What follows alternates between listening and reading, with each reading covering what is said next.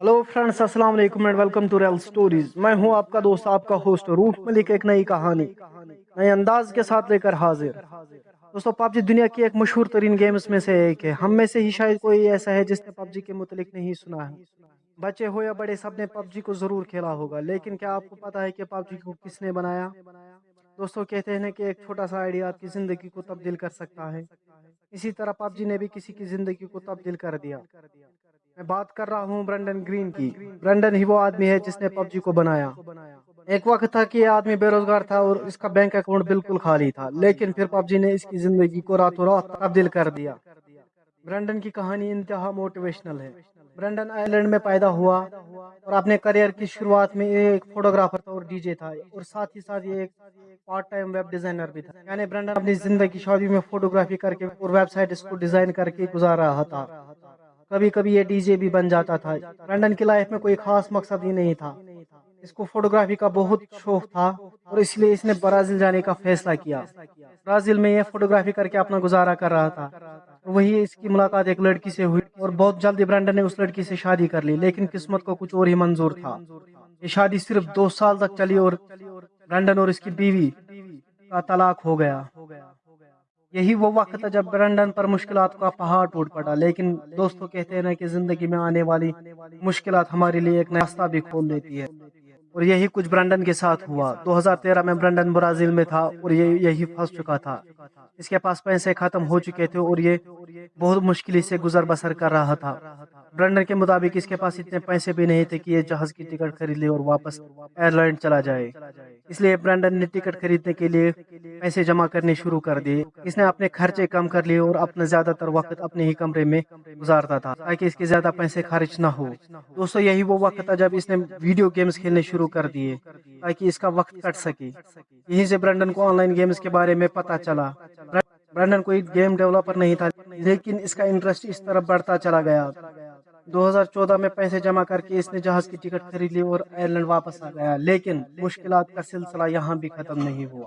Brendon के पास पैसे न होने के बराबर थे और इसको कोई काम भी नहीं मिल रहा था, यहाँ तक कि ये वेलफेयर के पैसों पर गुजारा करने पर मजबूर हो गया। यानी इसको आयरलैंड की हुकूमत जिंदगी गुजारने के लिए थोड़ा सा पैसा देती थी क्योंकि ये बेरोजगार था।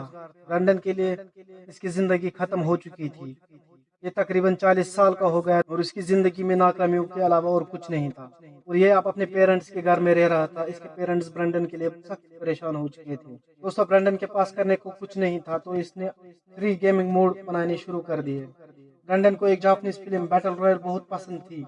इस फिल्म में दिखाया गया था कि कुछ लोग कैसे एक जजीरे पर खुद को ज़ॉम्बीज़ से बचाते हैं। ये कंसेप्ट ब्रेंडन को बहुत पसंद आ गया। ब्रेंडन ने एक ऑनलाइन गेम आर्मा 2 में इसी फिल्म की कहानी से मुतासिर होकर एक मॉड बना लिया। इसके साथ साथ ये गेम्स को डिजाइन और गेम्स की कोडिंग भी सीखना शुरू हो गया।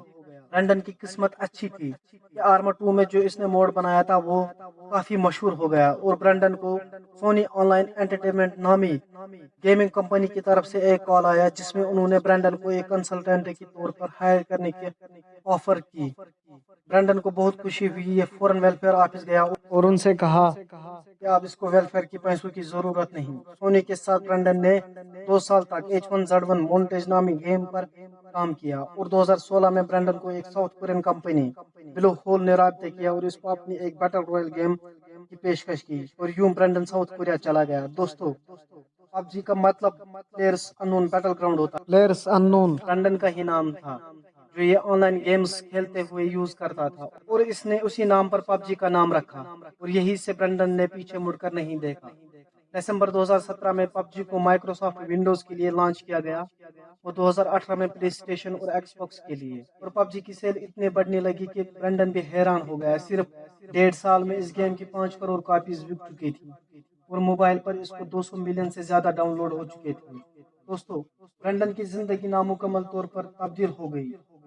आज ब्रेंडन कितना दौलतमंद है ये सुनकर आप हैरान हो जाएंगे। दोस्तों, कभी वेलफेयर के पैसों पर इंतहा गुर्बत में जीने वाला आदमी ब्रेंडन, आज इसके पास 200 मिलियन डॉलर्स है, यानी 20 करोड़ डॉलर्स है, जो कि 3200 करोड़ बनते हैं।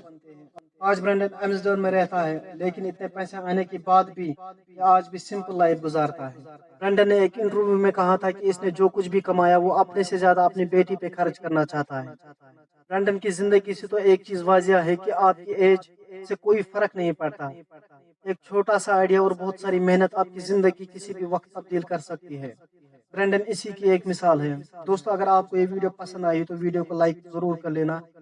ایسی ہی انٹرسٹنگ ویڈیوز دیکھنے کے لیے ہماری چینل ریئل سٹوریز کو سبسکرائب کرے اور بیل آئیکن کو بھی ضرور پریس کرے. ملتے ہیں اگلے ویڈیو میں، تب تک کے لیے خدا حافظ. السلام علیکم.